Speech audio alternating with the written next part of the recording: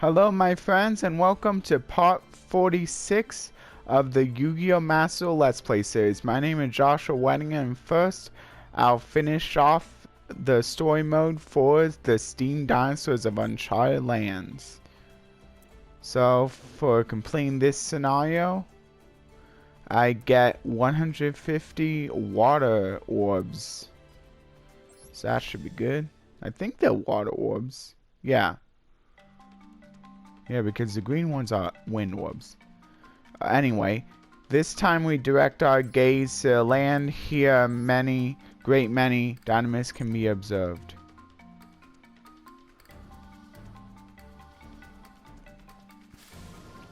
Raising a great dust as they trample the earth are Dinomist, Ceratops, and Dinomist Stegosaur. And of course, like always, at the end I'll go over the secret packs.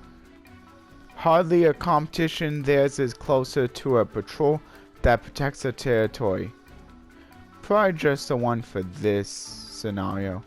Ceratops use sharp protrusions on their bodies. Crushables spewed by volcanic eruptions make the land more suitable for their companions. Stegosaur's backs are lined with fins in the shape of swords that monitor the surrounding climate. Fluctuations in temperature and wind velocity that pose potential danger to land are sensed by those fins. It would be cool if this secret pack was the one that got you Electromite. In the unknown lands where the Dinomists live, there's one particularly peerless place, namely the volcano belt. Herring colossal creatures glare at each other, vying to be the boss of all Dinomists. Those are the Dinomist Spinos and Dinomist Rex. Both convert their steam engines and energy into electricity, and the power surpasses that of other Dinomists. The two are rivals, but when a foreign enemy invades, they band together to protect their territory. That is their role as bosses. And so the Dinomists perform their symbiotic roles as they coexist in those unexplored lands. So there's that one. And the secret pack is Advanced Warriors. That's what it's called. I won't look at it. You know what? I'll do it now. Just to get out of the way, actually. It shouldn't take that long. Oh, you do get some pretty good stuff. You get... Oh, this is a secret pack where you find the Luster Pendulum, the Draco Slayer, which is a good one. And also where you can find a few of the Draco Slayer cards. I'm not sure. I mean, this one seems like a good one, I'm pretty sure. And then also this one is a pretty good generic pendulum as long as you're playing lots of like level 4 pendulums. So yeah, that's a good one. Also the Magispectors, Amorphages, which I mean, hey, I mean if you want to play Magispectors in the N/R Rarity tournament that's coming up soon. I saw that's coming up, like it's on the 23rd, starting on the 23rd is the first day of it. This is where you can find the Magispectors. And the Magispectors mostly low rarity decks, so hey, if you wanted to go through the Dinomist, if you haven't real quick, and unlock that secret pack, you could do that. Can't really like go through it for like the Dracos, because like all of the lower rated ones looks like it's found in other things. Yeah. Maybe even on Morphages. I'm not sure like if like a few of the better ones might be high rarity. Yeah, you might not be able to do it because Morphage Goliath is super rare. Not sure how much he's needing. And then Dinomist Rex is a... So you might not be able to play those, but the Magispectors, I know it's a... People are talking about that one for that tournament. The low rarity tournament. Anyway, I believe that's it. Yeah. I guess a few random Ignite stuff too. Okay. Well, there's that.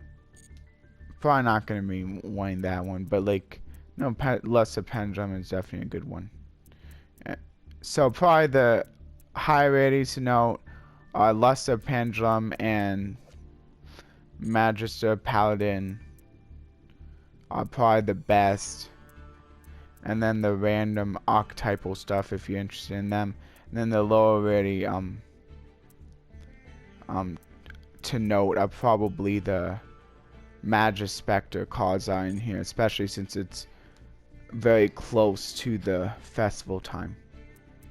Which I decided on the first, or I can't really say this because it will become, this will probably not be out until like afterwards, since I'm a little bit delayed on the uploads, to be honest.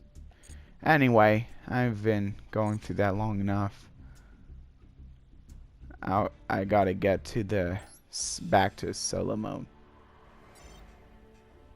Oh yeah. And then open up new gate options. Okay, so I'll do the Colossal Mechanical Conch next then, since that's the next one line. Oh, okay, I should read the little snippet though. Hold on, I'll go back and then read the little snippet. Gate details. With their varied effects and pendulum summons, the mighty power of the Qliphort mobile weapons is unleashed when their systems are connected. Behold the mutated powers that control life. And of course, don't worry about the ones I missed. I'll get through all of them in a single video, which I'll basically like tile like as like the lore video or something like that, where I basically go through and read everything through solo mode. All there is to read pretty much on like mates and maybe even like the ones outside of solo mode if they have like snippets about if they have lore connected with them, and then I'll just like make that its own video that's outside of like our playlist. So maybe I could just I could make it into like a lore playlist, and then like anytime I do lore I can put in that one. Anyway, I just really like playlists. I think they're nice. Anyway, so for this starting scenario, I get Qliphort Shell, which here's the effects. I'll let you read through them since they're a little bit long. Okay. I'll play it now.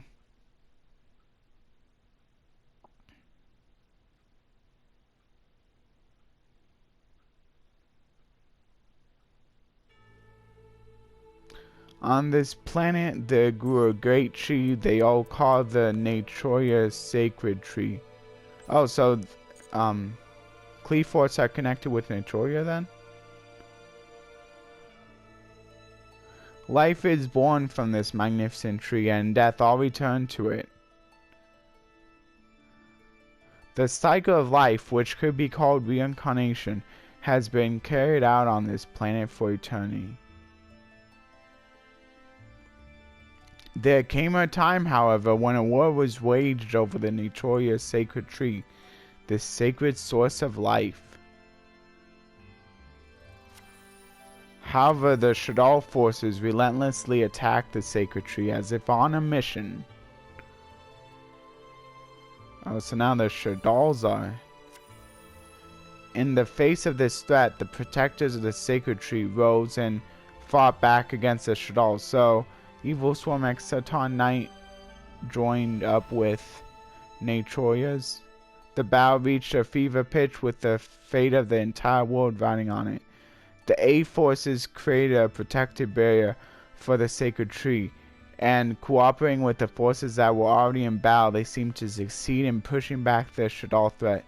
Is that A47 anything to do with the car that goes by the same name? Or is that just a coincidence?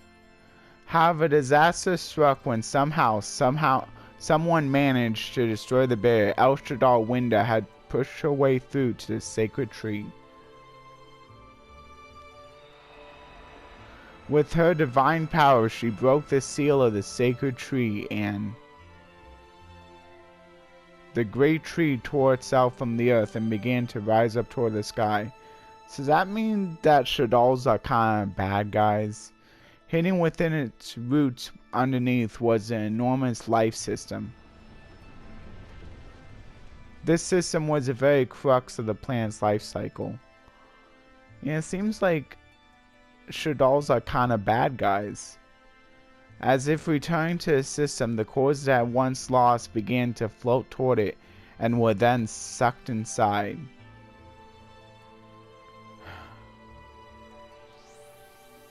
Using the recovered cores as their source of power, the Qliphort's weapons hidden within the system began to activate. Ooh, so Qliphorts were basically the defense system of the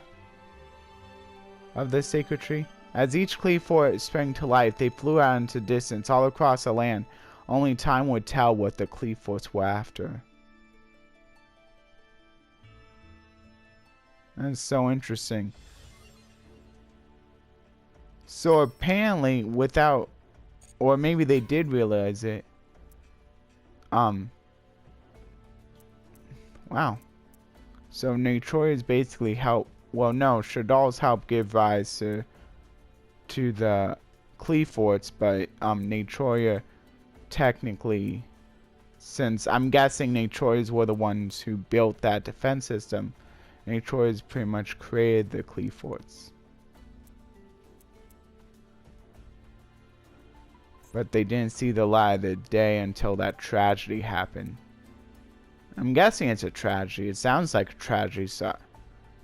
Man. Learn the ins and outs of the Qliphort deck. I mean, if, like, there was, like, it seemed like the tree was, like giving life, like, a sacred tree, like, it seems important, and, like, for, like, an archetype to just rip it out of the ground, that seems kind of like a jerk move, if you ask me. What makes a Qli deck unique? Take advantage of pendulum summoning to bring out the 3 tributes you need for Qliphort towers in an instant. This deck is powerful because it has strong protection that lets your monsters stay unaffected by effects from monsters with lower levels and ranks, and the ability to summon high-level pendulum monsters without tributes.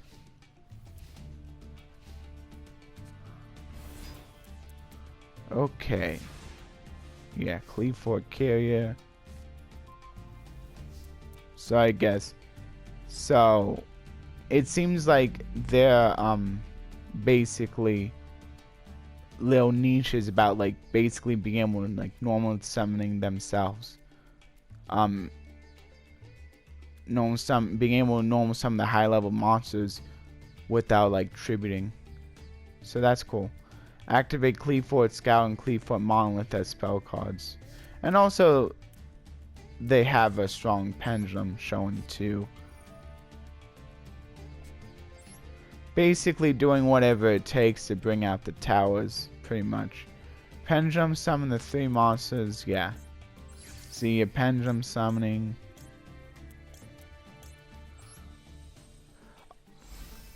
Also, apparently, Qliphorts are pretty good, with skill drain, I think. What are their effects? If this card is don't summon a set, it is unaffected by activate effects from any monster whose original level of rank is lower than this card's current level. I mean, basically, you can play as a... I mean, you'll lose some of those effects, but, like, you can technically play as, like, a... Yeah, Qliphort Towers is a powerful monster. It requires 2 tribute monsters, tributes on it. You can play it with skill drain. I mean, it would bring them up to their original attack, which is pretty cool. But like maybe like I don't think there's really an easy way to get rid of it, like if you can summon the towers, but maybe you can like play a version without towers necessarily, and then just like play it as like a high attack beat stick sort of a deck. Or like you don't necessarily need to like use skill drain if you like got the towers. It could be like simply a backup plan. Its potent effect forces you to send. So basically what it's saying is it has an effect where you once per turn make your opponent send one monster from the hand and the side of the field to the graveyard.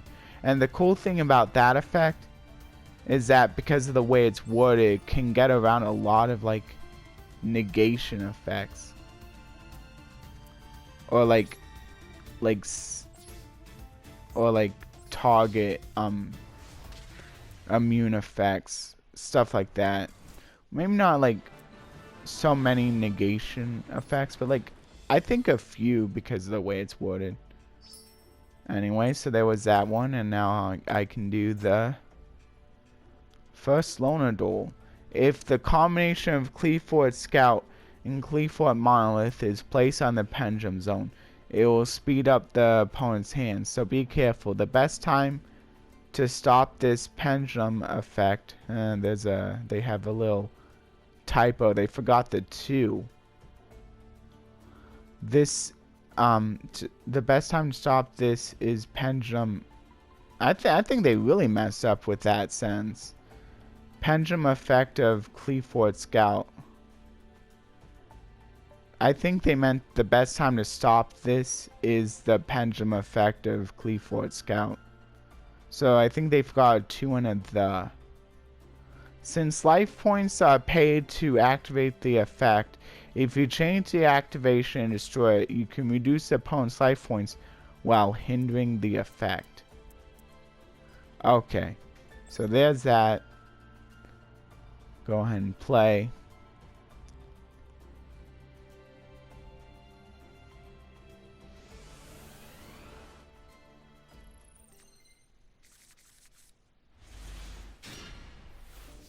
Yeah, I think Qli's are more of a fun deck.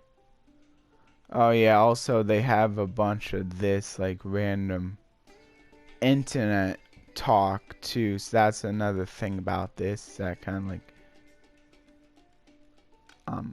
can like also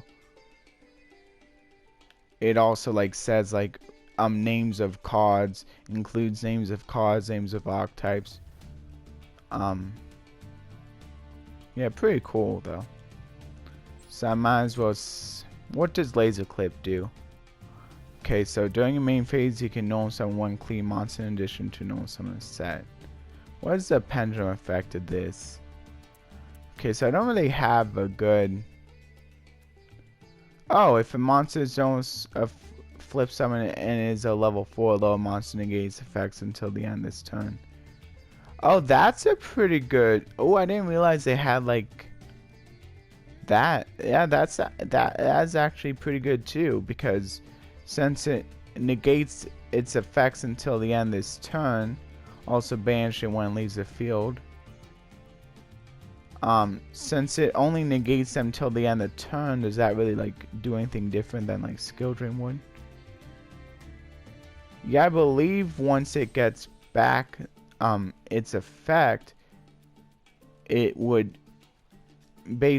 so wait, but I'm pretty sure that it would go back down to level 4 once that trap stops taking effect. Once it gets its effects back, it would also go back down to level 4. And original attack would go back down to 1800 if it was summoned without tributing. So maybe yeah,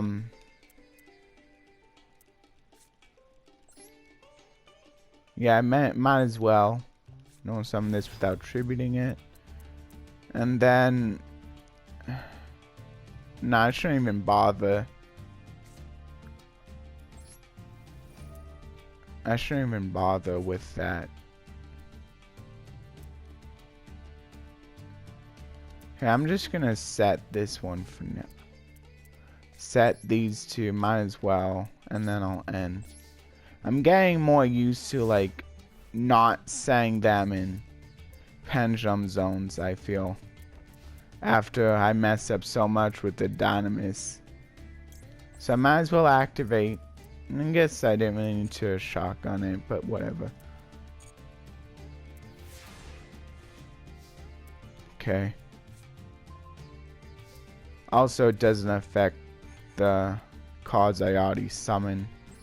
So, Power of Extravagance. Oh yeah, that's probably smart. I guess, you know, this deck just really needs X deck. Okay. So now I can... When this card tribute summoned by attributing a Qliphort monster, you can target one card on the field, return to the hand. Oh, but I can't. All Qliphort monsters... Okay, so... With this pendulum effect, gives all Qliphort monsters a 300 attack point boost. I think I'm gonna normal summon. Yeah, let's just... Okay. So it raises its attack to... Oh, and I also have the heavy metal foes electromites. That's pretty good. I think I should go into electromite. I could attack first though.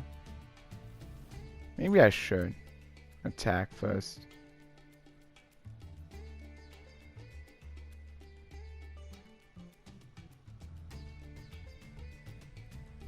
Yeah, I'm just gonna attack first.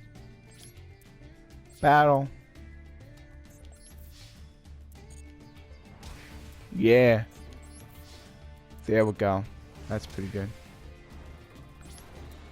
Okay. So now I'll go into heavy metal foes electromite. After I got in for a lot of damage.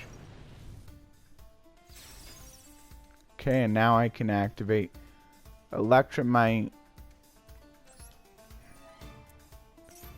Okay, so I basically want to add one that I'm planning to put into my hand.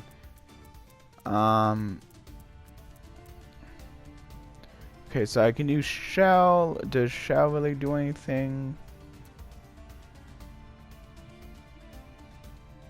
So a lot of these has effects when they're tribute summoned.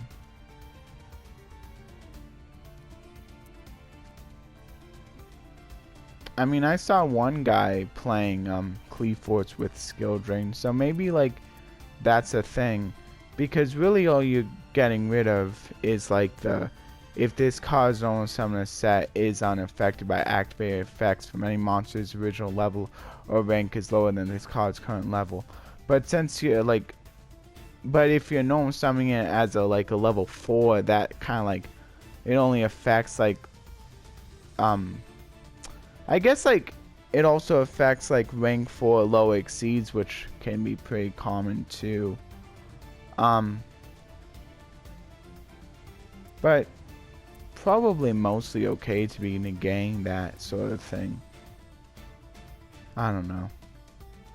I don't exactly know the best way to play this deck. I know Towers is pretty good though. So if you can bring out Towers, you definitely don't want to have skill drain if you are planning to bring out Towers really soon. Or like you're playing Towers Turbo, skill drain may not be the way to go. But it could be a good backup plan, as I said. So anyway,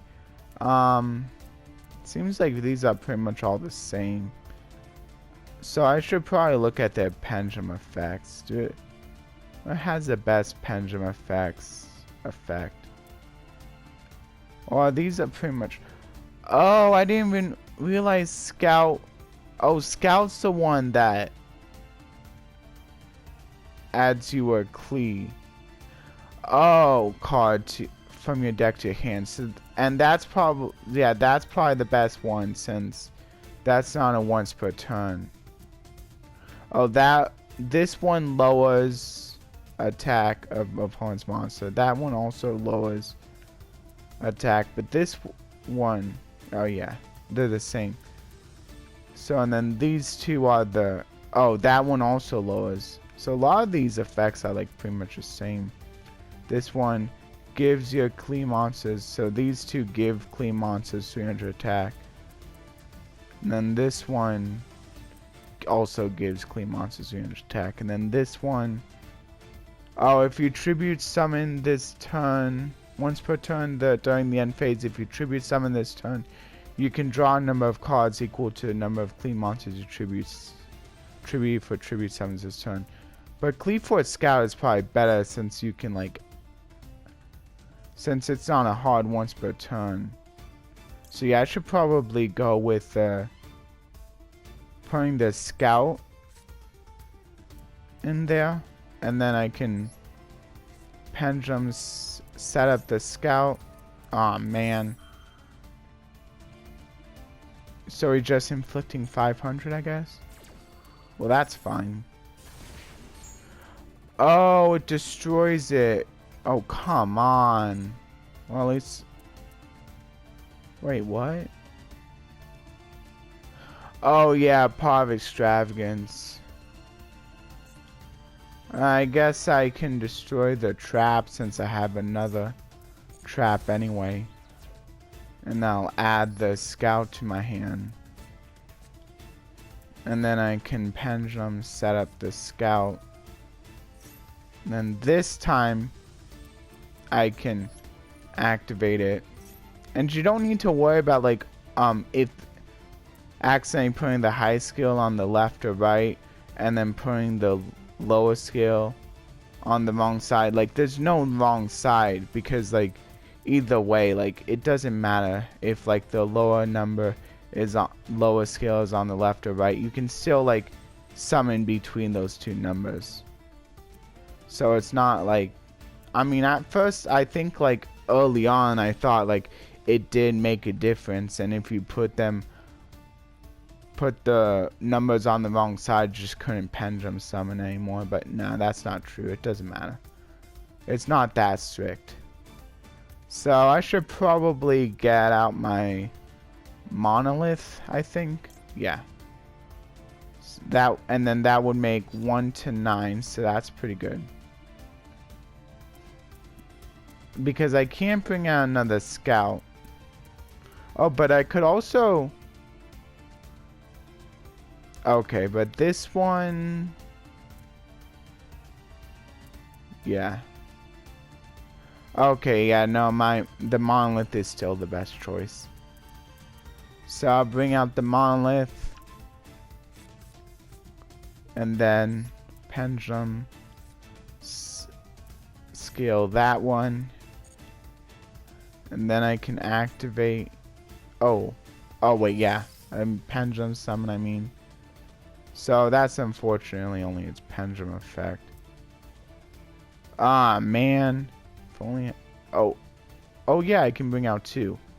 So... Might as well bring out the 2 strong ones. Even though I think I'm gonna be going with...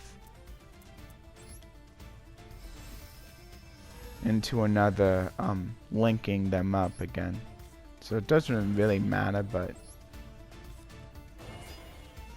Cool. Oh, yeah, see. Yeah, see, if it's known summon without tribute or special summon, so like... Ah, man, I should have... Oh, but that only goes for normal or flip summons. Anyway, I don't think I'm going to activate that. I'll go into Qliphort Genius now. Once per turn, you can target one face of card on each player's field. Too bad that's not a...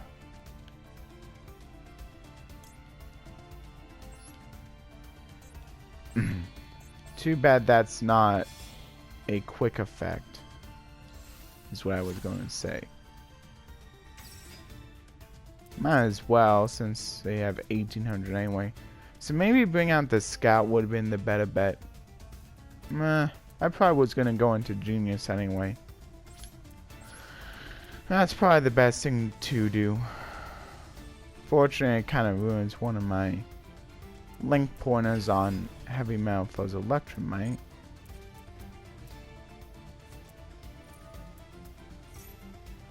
Ooh, so... Oh! So now he's allowed to add a pendulum monster from his main deck to his hand. Dang. Look, at least I get to draw a card, so that's nice. Oh, that was it? Okay. Okay.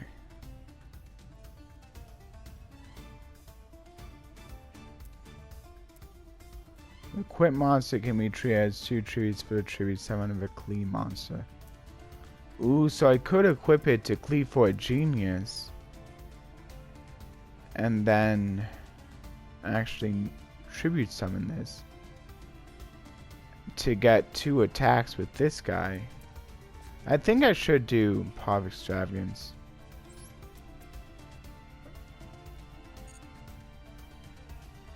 Yeah, I'll do... Actually, what does it say? If a card in your pendulum zone leaves the field, draw 1 card. So it counts if Sacrifice leaves the field. But that's at the start. Yeah, I'd rather draw 2.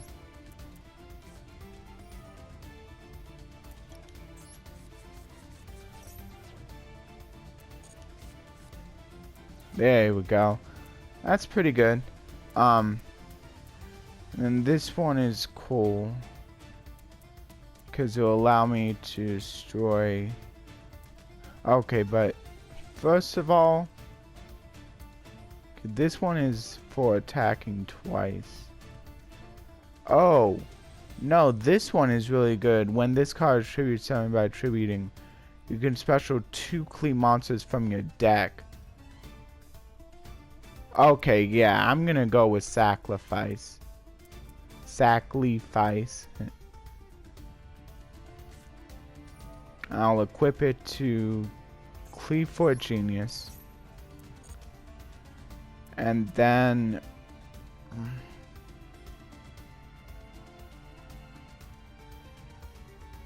have their effects negated.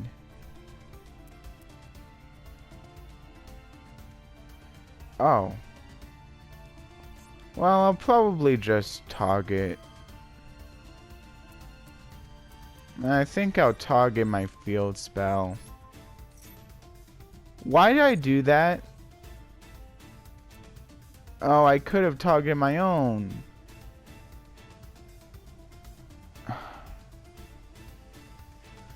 Aw, man.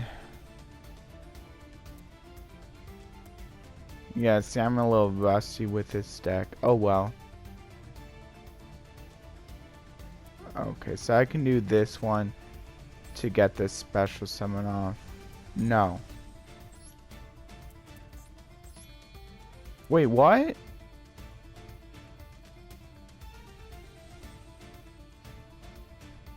Whatever, I'll just do it. It's still worth it. I don't know what I'm doing.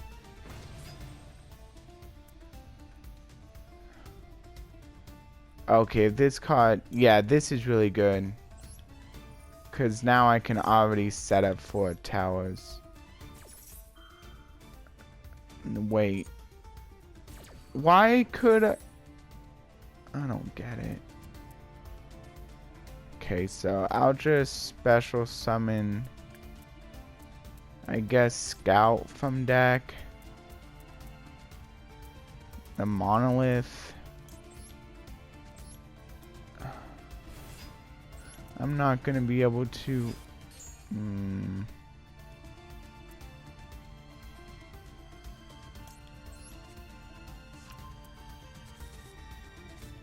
I can't. Yeah, I can't.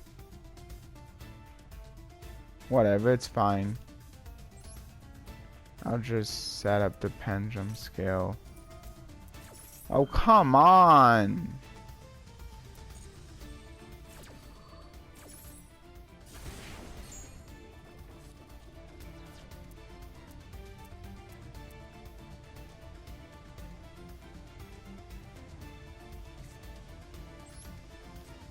Okay, well this one makes his monster lose 300, so that's good.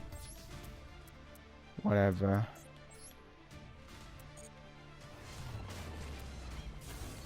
Okay.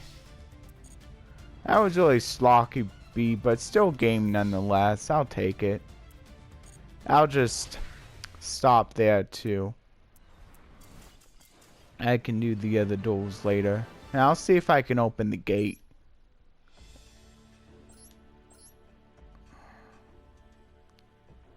Okay, I'll see if I can open the gate.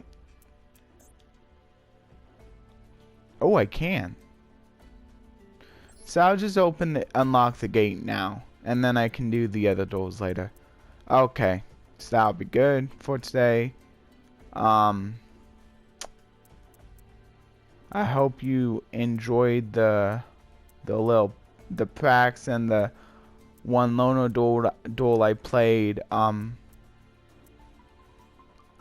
If you did, please like, share, and subscribe, and consider ringing the notification bell for regular content.